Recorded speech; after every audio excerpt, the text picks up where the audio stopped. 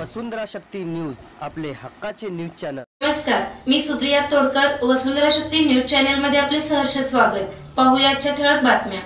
सध्या धरण क्षेत्र व पाणलोट क्षेत्रामध्ये मुसळधार पाऊस चालू आहे। या ठिकाणी महाराष्ट्रातल्या सर्वच नद्यांना पुराची परिस्थिती निर्माण झालेली आहे। यावर प्रत्येक नदीने इशारा पातळी या ठिकाणी ओलांडलेली आहे। आपण इचलकरंजीमध्ये आहोत। इचलकरंजीमध्ये या ठिकाणी इचलकरंजी महानगरपालिकेचे आपत्ती व्यवस्थापनाचे प्रमुख संजय कांबळे या ठिकाणी आहेत। आपण त्यांच्याकडून जाणून घ्या अधिक माहिती आपल्या इचलकरंजी या ठिकाणी नदीच्या संदर्भात। गेले 2 ते 3 दिवस झालं मुसळधार पाऊस चालू आहे। त्यामुळे इचलकरंजी पंचगंगा नदीची पाण्याची पातळी वाढत आहे। आज जर बघितलं तर पाण्याची पातळी 66.1 वर आलेली आहे। आता इशारा पातळी जवळजवळ गाठण्यात आलेली आहे। तरी आम्ही नागरिक वस्तीत जे पाणी शिरणार आहे त्यांना आता आवाहन केलेलं आहे की पाणी येण्यापूर्वी आपण स्थलांतर करण्याची आमची नाट्यगृहामध्ये त्यांची व्यवस्था केलेली आहे। जनावरं बांधण्यासाठी नाट्यगृहाच्या बॅक साईडला त्यांची छावणी केलेली आहे।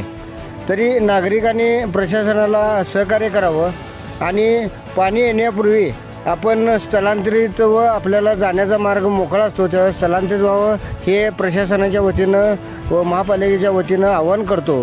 त्याचप्रमाणे इचलकरंजी शहरातील नागरिकांना आवाहन करतो।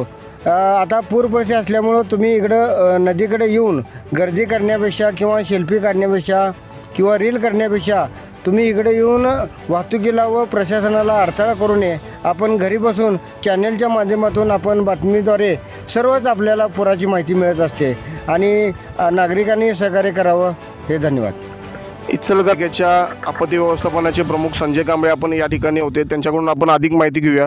आपण इचलकरंजी आपत्ती महानगरपालिकेच्या वतीने आपली टीम किती लोकांची टीम या ठिकाणी कार्यरत आहे?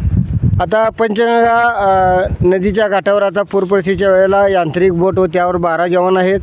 फायर फायटर आहे, फायर फायटरचे जवान आहेत। त्यावर स्वच्छतेचे कर्मचारी जवळजवळ या ठिकाणी 15 लावलेले आहेत। त्याशिवाय जे आता पूरबाधित ज्या क्षेत्रात जाणार आहे पाणी त्या ठिकाणी जवळजवळ आम्ही आत्ताची 50 आणि 3 शिफ्टमध्ये अशी यंत्रणा त्या ठिकाणी लावलेली आहे। डंपरची व्यवस्था आहे। कुठल्याही प्रकारचा अनुचित प्रकार घडू नये असं प्रशासनानं योग्य ती खबरदारी घेतलेली आहे। धन्यवाद। शक्ती न्यूज यूट्यूब चॅनेलला सबस्क्राईब करा आणि परिसरातील ताज्या घडामोडी सर्वात आधी बघण्यासाठी बेल आयकॉनला क्लिक करा।